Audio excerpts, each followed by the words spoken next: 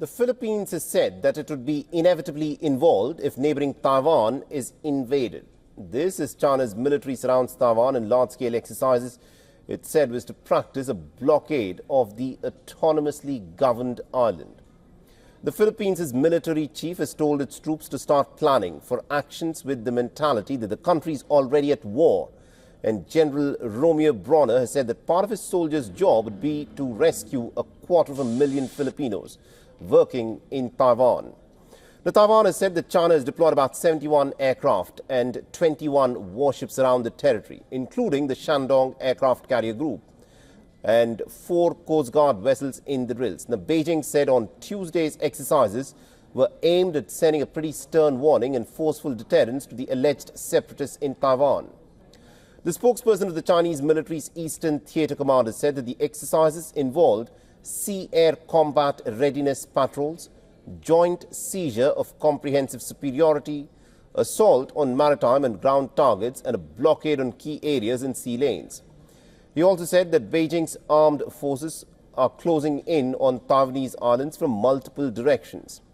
And this week's drills are the biggest since February, when Taipei said that China had staged a live-fire combat drill with aircraft and warships off the island's south. Now, Beijing at the time had rejected the claim, calling it pure hype from Taiwan over PLA's routine training.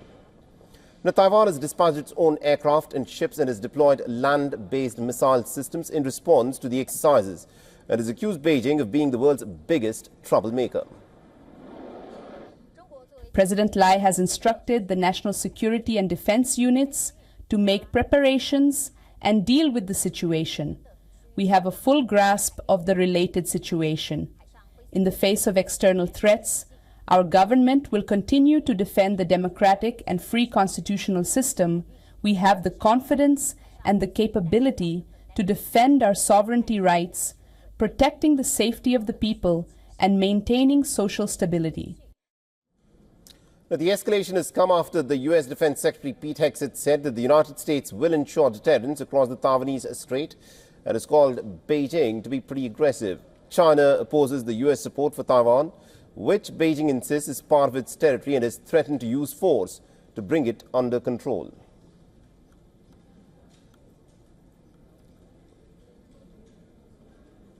And Dimitri Breuer gets you more details on this. Take a listen.